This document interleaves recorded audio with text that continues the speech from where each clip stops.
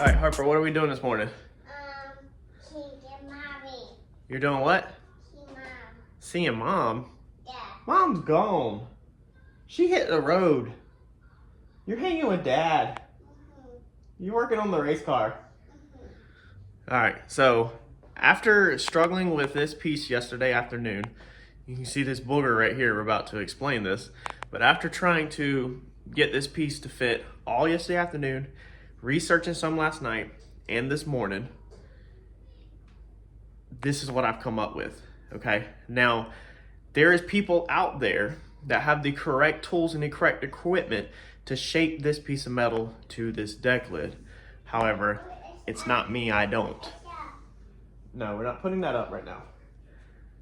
I don't. So I used a torch this morning and worked on annealing the aluminum to make it softer so I could work it and everything. And I started taking my time and just tapping it with a hammer to work a buckle out. Okay? You want to see? So after beating on it, heating it up, tapping it, it started to work the buckle out, because the way everything needs to bend, it creates one buckle no matter which way you do it. Problem is that I'm impatient.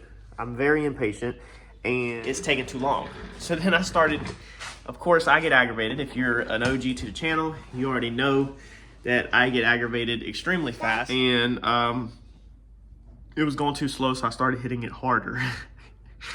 And finally, I just got frustrated with it and just quit. I said, you know what, I'm done. I about quit on the project last night. And so this morning, I was like, I'm about done. And I've just been brainstorming, and I didn't want to do no welding on this project. I wanted this to all be weld free, and I think it still is gonna be weld free. Yeah, you got cupcake all over your mouth. Look at all the icing. You got red. What do you think about that? So we're gonna still try to do this with no welding, but we did have to make a cut. Let me flip the camera around and show you what I'm talking about. So no matter what way you laid it, there was always either a buckle here or a buckle over there. It would kind of go back and forth because of just the different bends, how it's bending like this and it's bending like this. So I come in here this morning and started lightly hitting it with a ball peen hammer here with heat in it. This is where the buckle stopped, and I started working the buckle out. You know, taking my time. This is easy to skim coat with some filler. Of course, it's not pretty from the bottom side, but then it just kind of started pushing the buckle here. So instead of having a tight buckle, it pushed the tip, the point of the buckle up to where it was a big buckle, okay?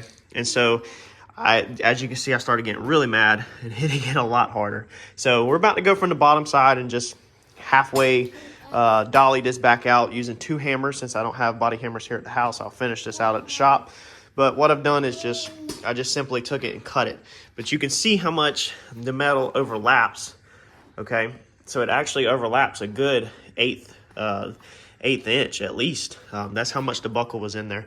And that's without it dollied out. So once we get dollied out, it might be a fat 1/8 of an inch that it overlaps. But we just made a relief cut. It's just how I'm going to do it. I'm going to get this dollied out, and we're probably going to patch it from the bottom side. Harper's talkative this morning.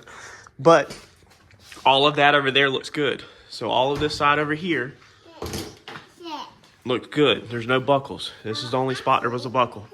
And I know there'll be a lot of people commenting. I'll listen and take everybody's advice on what I should have done, but I'm very new to metalworking. So with the collision side of stuff, a lot of times we use body hammers, tap dents or buckles in, and then we sling over them with body filler and cave and pave.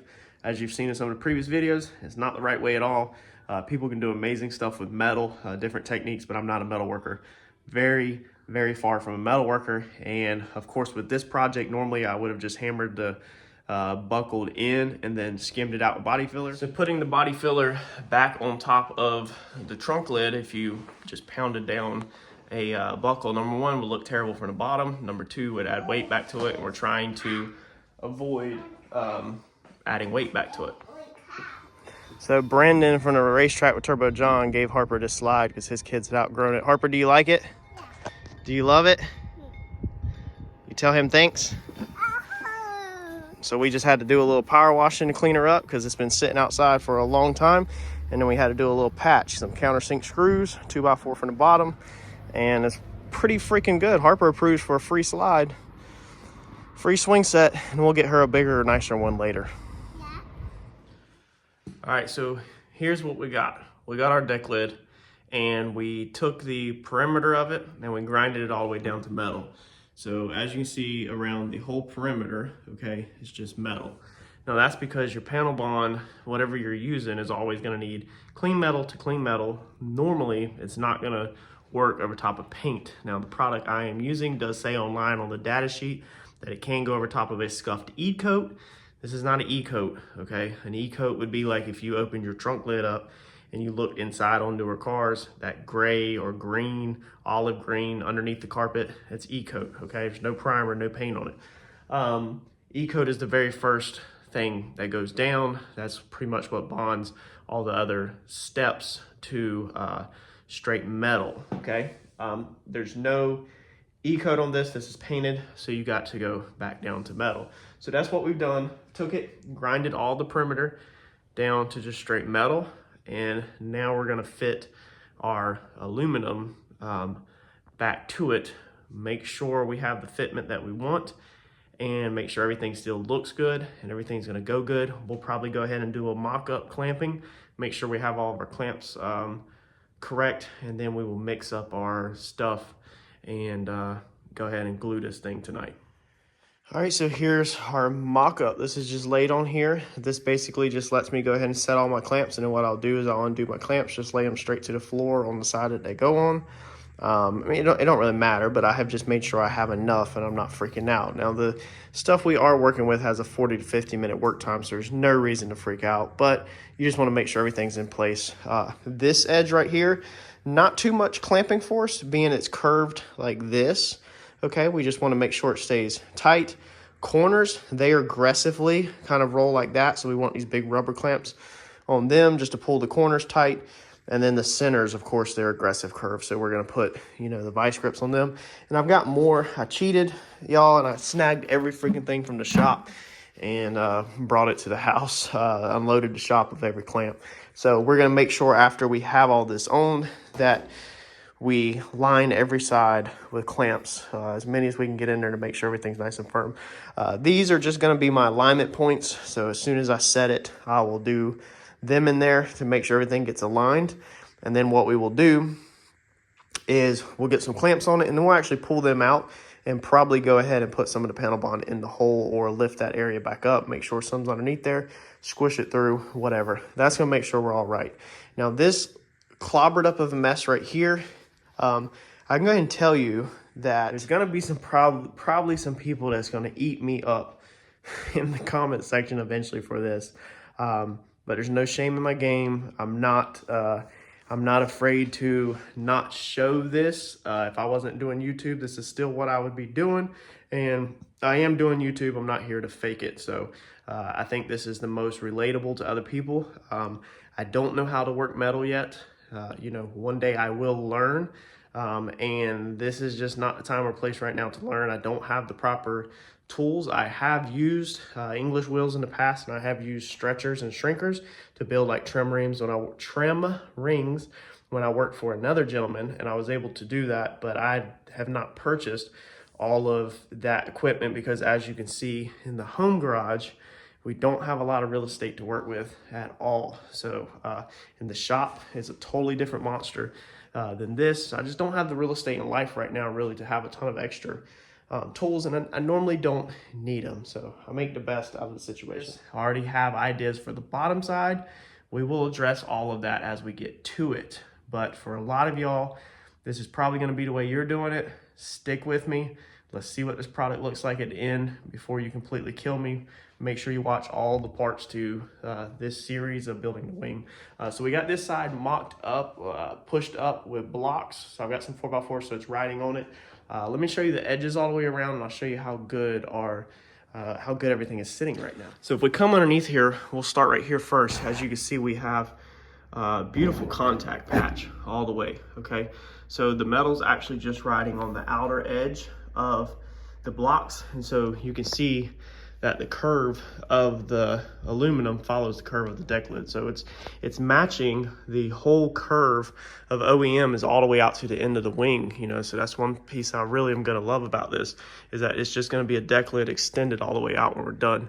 All the other edges, if you can see around the clamps, we have perfect contact patches. So this right here is a little loose, but like I said, we will put another clamp on it. I've got tons of them on the floor. And you can see maybe in the video right now how aggressive these edges roll to follow the lines of the windshield. You can see in the reflection right there how these roll like this, and then all of this rolls like this. So, and then the whole thing arches like this. So there's a lot of curves going on with this piece of metal, and that's what makes everything want to pop. Let me see if I can get the reflection. So right there, if you're kind of looking at reflection of the light, you can see this band like this. So this whole thing kind of has a curve right here from the factory, because then it switches back to this side where it's rolled like this. So this side's rolled like we just seen, the aluminum's following, it's not laying flat across the 4x4s. This side's rolled, and then this is rolled this way, that's rolled that way, and the center's rolled like this. So I mean, it's crazy that you have this way, and dive offs on the ends. You know, there's a lot of different complex directions going on, and we want to, when we're done with this piece and you look across it with the paint, we want the reflection not to be too wavy. That's why we're going to do a little blocking, but we don't want to put too much body filler on. So it's important to kind of get this step to look close so that you don't have to have that much filler on, because also filler adds weight, and we don't want to purposely put weight back on. But you can see, if it shows up in the camera, we have a good sweep pattern. So before I made that relief cut and I was fighting with it, it was making rolls and wrinkles and buckles in areas that weren't natural or symmetrical. So you want your rolls and your buckles to be symmetrical left to right, so that it doesn't look like you just put something on here and it's wavy like the side of a trailer or something like that. Okay, so and then all of this is pretty much flat. I mean, when you push down on this flexes just from an aluminum, but we don't have no buckles popping or anything like that. So I have a little bit more upwards pressure right here than I want. And if we come on this side, all of this is sitting beautiful all the way around, as you can see. So there's not too much we can do about that. I mean, these edges, you know, they roll off pretty aggressive, but when this is done, we're also going to sit some blocks on here now. So whenever this piece right across here, you know, we have a little lip here, we're going to stack this with blocks all the way across to make sure that this is pushed down. So hopefully that buckle's gone. If not, what we're going to do is, after we get our perimeter glued, then we will be flipping it from the other side, and we'll be working on the inside, attaching anything that we can to the bottom to make the center more secure. And if we need to go across with some aluminum bracing or whatever like that, that will be at another step. So you can see the dents right here, okay, and it looks huge on the camera, but it's not that terrible. It's just a big inset, but that's fine, because this whole area from about here to here has to be, you know, swiped out. You can also look at the reflection of the light, how it breaks up and how distorted it is on the aluminum, you know, where it's kind of straight over there, and you could tell in here it gets distorted. So we put a lot of heat in this area right here, and it's, you know, it's a little wavy. We've got a high spot right here, so you can see that when we push that down, that line straightens out the reflection. So that high is going to need to be dollied out like this right here, how it is, you know, now. But there's really no reason to beat on this thing much more here at the house. First off, it's at nighttime now, and Harper's asleep. But we need to get this perimeter secure so that everything will stop moving around. That way, when we dolly something or, you know, stretch the metal that way or this way or whatever, it's attached to the perimeter and it stops moving, because every single time we move it, we kind of reset it. So, you know, but just looking at the lights, you know, when we push that out, then you can see the line goes back, and that, you know, that means that our curve, you know, you can see these right here, they wiggle a little bit because it's not perfect, but it straightens it out a ton, you know, okay. And then the same thing with this. So if we kind of push this all right here, this gets more where this is matching that over there, the same kind of sweep, which means that you roughly have, you know, the same kind of pattern. But again, keep in mind that it's curving like this and like this. So there's a ton going on here. And we just want to get the bigger picture. That's going to be all on the bodywork side. We've got to attach this perimeter. But I'm going to walk you through how I'm going to do it, and I'm going to show you my results I get at the end. You know, and then we can discuss in the comments anything that you didn't like or you did like, you know, or anything that was helpful or whatever like that. This is a lot of this stuff I make up as I go, and I've pretty much made this whole thing up as I go and learned and redid stuff over and over and over, and had a blast doing it. So this is what I love doing, is this stuff right here. This is how you create these things, is by messing up on these things and learning. So this is the joy in it. You know, if you're an OG to the channel, that I'm excited to get this thing together and to get this thing to the track.